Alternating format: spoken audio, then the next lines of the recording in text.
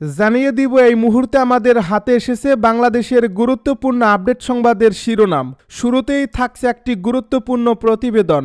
জাতীয় নির্বাচন ঘিরে ভয়ভীতি ও হুমকি, নিষিদ্ধ আওয়ামী লীগের ষড়যন্ত্র ঠেকাতে প্রস্তুত সরকার। এবারে জানিয়ে দিব বেগম খালেদা জিয়ার লন্ডন যাত্রার তারিখ আরও পেছাচ্ছে। জানিয়ে দিব আসন সমঝোতা নিয়ে বিএনপির সঙ্গে শিগগিরই আলোচনা চায় মিত্ররা। এদিকে আওয়ামী লীগ ও শেখ হাসিনার রাজনৈতিক মৃত্যু হয়েছে ঢাকায় আর দাফন দিল্লিতে, বলছে সালাউদ্দিন। সব শেষে জানিয়ে দিব গণতন্ত্র মঞ্চের নতুন সমন্বয়ক সাইফুল হক। এতক্ষণ শুনছিলেন হাতে থাকা আপডেট সংবাদের শিরোনাম, এবারে বিস্তারিত। তবে তার আগে অনুরোধ রইল ভিডিওটিতে একটি লাইক এবং কমেন্ট করে জানিয়ে দিন ভিডিও সম্পর্কে আপনার মূল্যবান মতামত। আরও জানিয়ে দিন ভিডিওটি কোথা থেকে দেখছেন বা কোন জেলা থেকে দেখছেন। নিষিদ্ধ আওয়ামী লীগের ষড়যন্ত্র ঠেকাতে প্রস্তুত সরকার। দীর্ঘ প্রতীক্ষিত ত্রয়োদশ জাতীয় সংসদ নির্বাচনের তফসিল ঘোষণা হচ্ছে 11 ডিসেম্বর। নির্বাচনের সময়ে যতই ঘনিয়ে আসছে ততই বাড়ছে নিষিদ্ধ আওয়ামী লীগের অপতৎপরতা ও ষড়যন্ত্র। দলটি দেশের মানুষের কাছে এখন আতঙ্কের নাম। 2009 সালে ক্ষমতা আসার পর থেকে 2024 সালের 5 অগাস্ট পর্যন্ত 15.5 বছর দেশের মানুষের উপর চেপে বসেছিল। ক্ষমতা ধরে রাখতে গুম খুন সহ সব ধরনের অবিচারের পথে বেছে নিয়েছে দলটি। মানুষের ভোটাধিকার থেকে করা হয় বঞ্চিত। ভিন্ন মতের কেউ প্রতিবাদও করতে পারত না।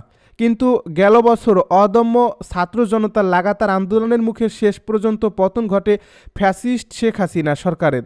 এরপর থেকে তিনি এবং তার দলের শীর্ষ নেতারা ভারতে পলাতক। এমন বাস্তবতায় দেশে আগামী জাতীয় সংসদ নির্বাচন অনুষ্ঠিত হতে যাচ্ছে। তবে পলাতক ও কার্যক্রম নিষিদ্ধ আওয়ামী লীগ নেতাকর্মীরা বহুল প্রত্যাশিত জনগণের এই নির্বাচন বানচালের ষড়যন্ত্রে লিপ্ত রয়েছে। সামাজিক গণমাধ্যমে নিষিদ্ধ দলটি নেতাকর্মীরা নির্বাচন প্রতিহতের ঘোষণাও দিয়েছে।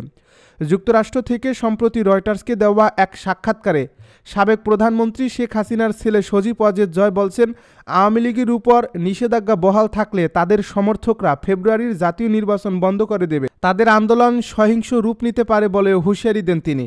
গোয়েন্দা সূত্রগুলো বলছেন, নির্বাচন বানচালে চোরাগোপ্তা হামলা ও আগুন সন্ত্রাসের চেষ্টা চালাতে পারে পতিত আওয়ামী লীগ নেতাকর্মীরা। এছাড়া সাইবার জগতে গুজব ছড়িয়ে পরিস্থিতি ঘোলাটে করার চেষ্টা চালাতে পারে। গোয়েন্দা সংস্থার অনুসন্ধানে বেশ কিছু ঝুঁকিপূর্ণ নির্বাচন আসনও চিহ্নিত হয়েছে। ওইসব আসনে কার্যক্রম নিষিদ্ধ আওয়ামী লীগ নেতাকর্মীর আইনশৃঙ্খলা পরিস্থিতির অবনতি ঘটতে পারে এমন আশঙ্কা করা হচ্ছে। সার্বিক বিষয় মাথায় রেখে নির্বাচন বানচালে আওয়ামী লীগের যে কোনো অপতৎপরতা প্রতিরোধে সর্বাত্মক প্রস্তুতি নিচ্ছে সরকার। নির্বাচন সামনে রেখে প্রশিক্ষণ নিচ্ছে আইনশৃঙ্খলা বাহিনীর 7,68,000 সদস্য। নির্বাচন ঘিরে মাঠে থাকবে বিশেষ আইনশৃঙ্খলা বাহিনী। ঝুঁকিপূর্ণ আসনগুলোতে থাকবে বেশি নজর। অপতৎপরতায় জড়িতদের শনাক্ত ও গ্রেপ্তারে মাঠে নেমেছে গোয়েন্দারা। ইতিমধ্যে আইনশৃঙ্খলা বাহিনীর শীর্ষ পর্যায় থেকে শুরু করে মাঠ পর্যায়ে দায়িত্ব পালনকারীদের সঙ্গে কয়েক দফা বৈঠক করছেন অন্তর্বর্তী সরকারের প্রধান উপদেষ্টা ডক্টর মুহাম্মদ ইউনূস। বৃহস্পতিবার মাঠ পুলিশের কর্মকর্তাদের সঙ্গে মত বিনিময়কালে আইজিপি বাহারুল আলম নির্বাচন সুষ্ঠুভাবে অনুষ্ঠানে বিভিন্ন দিক নির্দেশনা দিয়েছেন। বেগম খালেদা জিয়ার লন্ডন যাওয়ার তারিখ আরও পেছাচ্ছে। বিএনপির চেয়ারপারসন বেগম খালেদা জিয়াকে উন্নত চিকিৎসার জন্য লন্ডনে নেওয়ার তারিখ আবারও পিছিয়েছে। শুক্রবার সকালে বিএনপির পক্ষ থেকে সম্ভাব্য যাত্রার তারিখ হিসেবে 7 ডিসেম্বর বলা হলেও রাতে জানানো হয় তা পরিবর্তন করে 9 ডিসেম্বর করা হয়েছে। তবে এই তারিখও চূড়ান্ত নয়। চিকিৎসকদের পরামর্শ ও বেগম খালেদা জিয়ার শারীরিক অবস্থার উপর নির্ভর করে সময় আরও পেছাতে পারে। খালেদা জিয়ার চিকিৎসা সংশ্লিষ্ট একটি নির্ভরযোগ্য সূত্র জানায়, তার শারীরিক অবস্থায় বিশেষ উন্নতি না হওয়ায় যাত্রার পরিকল্পনা সাময়িকভাবে পিছিয়ে দেওয়া হয়েছে। সর্বশেষ প্রাপ্ত তথ্যের তার অবস্থায় উল্লেখযোগ্য পরিবর্তন নেই। কাতারের ব্যবস্থাপনায় যে এয়ার অ্যাম্বুলেন্স ভাড়া করা হয়েছে সেটিরও সময়সূচি নতুন করে নির্ধারণ করা হয়েছে। শুরুতে 6 ডিসেম্বর ঢাকায় অবতরণ করার কথা থাকলেও নতুন কর্মসূচি অনুযায়ী এয়ার অ্যাম্বুলেন্সটি 10 ডিসেম্বর ঢাকায় নামবে। এর আগে কাতারের আমিরের পক্ষ থেকে একটি বিশেষ এয়ার অ্যাম্বুলেন্স পাঠানোর কথা ছিল, কিন্তু কারিগরি ত্রুটির কারণে সেটি পাঠানো সম্ভব হয়নি, যার ফলে বিকল্প হিসেবে জার্মানির এফএআই রেন্ট জেট প্রতিষ্ঠানটির একটি এয়ার অ্যাম্বুলেন্স ভাড়া করে পাঠানোর ব্যবস্থা করছে কাতার সরকার। ঢাকায় কাতার দূতাবাস এবং পররাষ্ট্র মন্ত্রণালয়ের সংশ্লিষ্ট কর্মকর্তারা এসব তথ্য নিশ্চিত করেছেন। ঢাকায় কাতার দূতাবাসের জনসংযোগ কর্মকর্তা আসাদুর রহমান আসাদ গণমাধ্যমকে বলেন, কাতার সরকার জার্মানির একটি প্রতিষ্ঠানের এয়ার অ্যাম্বুলেন্স ভাড়া করে ঢাকায় পাঠাচ্ছে। চিকিৎসক এবং বিএনপি নেতাদের সঙ্গে সমন্বয় করে ওই এয়ার অ্যাম্বুলেন্স ঢাকায় পৌঁছাবে। কূটনৈতিক সূত্রগুলো বলছে, বেগম খালেদা জিয়ার সঙ্গে লন্ডনে যাত্রাকারী দলের সঙ্গে কামানো হবে। সংখ্যা কমানো হবে। বিএনপি শুরুতে 18 জনের তালিকা করলেও অগ্রাধিকার ভিত্তিক সীমিত সংখ্যক মানুষ এয়ার অ্যাম্বুলেন্সে ভ্রমণ করবেন। বাকি ব্যক্তিরা প্রয়োজন হলে বাণিজ্যিক ফ্লাইটে যাবেন। এদিকে তারেক রহমানের স্ত্রী জুবাইদা রহমান শুক্রবার দুপুরে ঢাকায় পৌঁছান। তিনি বিমানবন্দর থেকে সরাসরি এভার কেয়ার হাসপাতালে গিয়ে শাশুড়ির সঙ্গে সময় কাটান। আসন সমঝোতা নিয়ে বিএনপির সঙ্গে শিগগিরই আলোচনা চায় মিত্ররা। ত্রয়োদশ সংসদ নির্বাচন সামনে রেখে এরই মধ্যে 2 দফায় 272 আসনে দলের সম্ভাব্য প্রার্থীর নাম ঘোষণা করেছে বিএনপি। এমন প্রেক্ষাপটে ফ্যাসিবাদ বিরোধী যুগপৎ আন্দোলনের শরিক দলগুলো আসন সমঝোতা নিয়ে বিএনপির সঙ্গে দ্রুততম সময়ের মধ্যে আলোচনায় বসতে চায়। শরিকদের কারোর মনোনয়নই এখনও চূড়ান্ত না হওয়ায় বিষয়টি নিয়ে তারা এক ধরনের উদ্বেগ উৎকণ্ঠার মধ্যে রয়েছেন।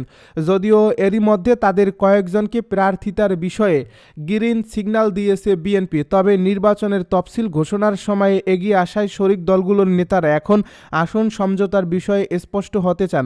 একই সঙ্গে চান আনুষ্ঠানিক ঘোষণাও।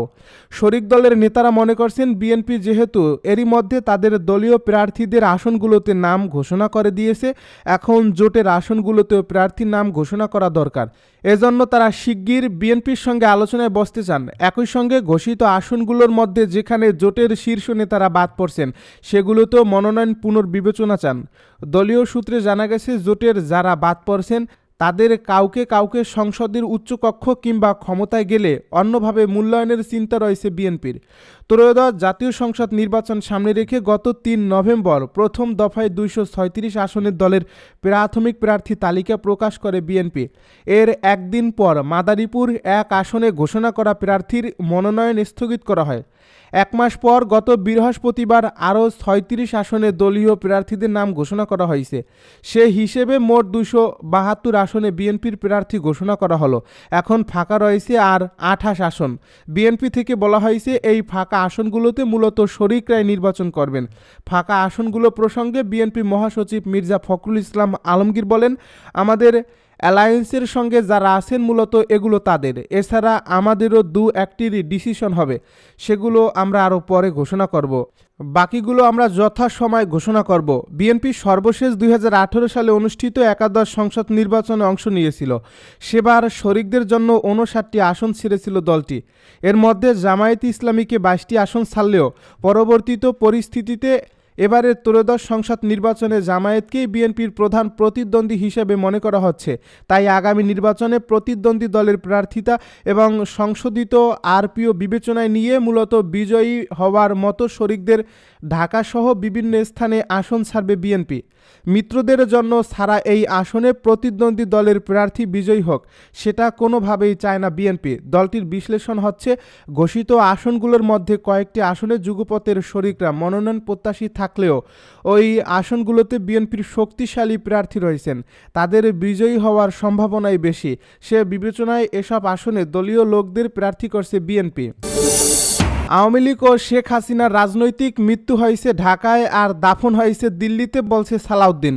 বিএনপির স্থায়ী কমিটির সদস্য সালাউদ্দিন আহমেদ বলেছেন, আওয়ামী লীগ ও শেখ হাসিনার রাজনৈতিক মৃত্যু হয়েছে ঢাকায় আর দাফন হয়েছে দিল্লিতে। তার দাবি, রাজনৈতিক পরিসরে তাদের অস্তিত্ব এখন শুধু মাঝে মধ্যে চিৎকারের মধ্যেই সীমাবদ্ধ।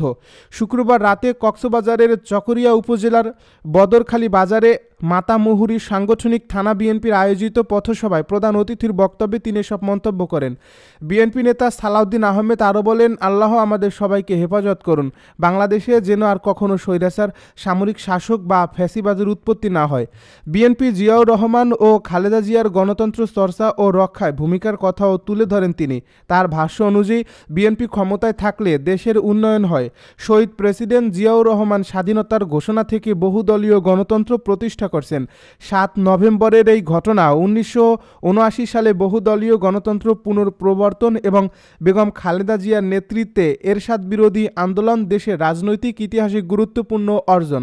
তিনি আরও বলেন, তত্ত্বাবধায়ক সরকার ব্যবস্থা ও সংসদীয় শাসন ব্যবস্থা সুপ্রতিষ্ঠিত করাও বিএনপির নেতৃত্বেই সম্ভব হয়েছে।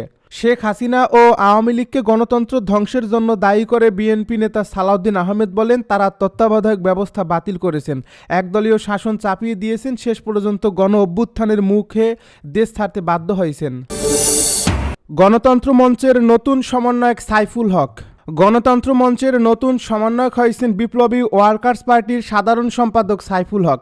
আগামী 3 মাসে তিনি এই দায়িত্ব পালন করবেন। বৃহস্পতিবার রাতে রাজধানীর তোপখানা রোডে নাগরিক ঐক্যের কেন্দ্রীয় কার্যালয়ে গণতন্ত্র মঞ্চের কেন্দ্রীয় পরিচালনা পরিষদের সভায় সাইফুল হককে এই দায়িত্ব প্রদান করা হয়। এই সভায় দেশের সার্বিক রাজনৈতিক পরিস্থিতি, বিশেষভাবে আগামী জাতীয় নির্বাচনের বিষয়ে গণতন্ত্র মঞ্চের রাজনৈতিক ও সাংগঠনিক প্রস্তুতি নিয়ে আলোচনা করা হয়। এছাড়া আগামী জাতীয় নির্বাচনে মঞ্চের প্রার্থিতা চূড়ান্ত করার ব্যাপারেও জোর দেওয়া হয় সভায়।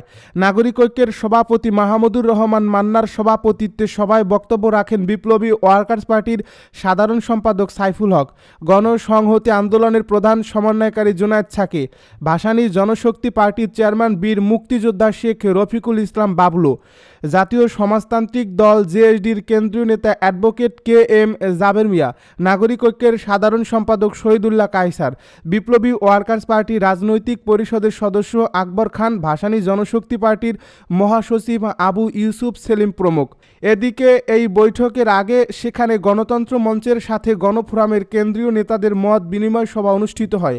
সভায় রাজনৈতিক পরিস্থিতি, জাতীয় নির্বাচন সহ বিভিন্ন বিষয়ে নেতারা আলোচনা করেন। বৃহত্তর রাজনৈতিক ঐক্য গড়ে তোলার বিষয়ে তারা কথা বলেন। এ বৈঠকে গণফোরামের ভারপ্রাপ্ত সভাপতি অ্যাডভোকেট সুব্রত চৌধুরী, সভাপতিমণ্ডলীর সদস্য অ্যাডভোকেট জগলুল হায়দার আফ্রিক, মোস্তাক আহমেদ, প্রচার ও প্রকাশনা সম্পাদক মোহাম্মদ উল্লাহ মধু প্রমুখ উপস্থিত ছিলেন।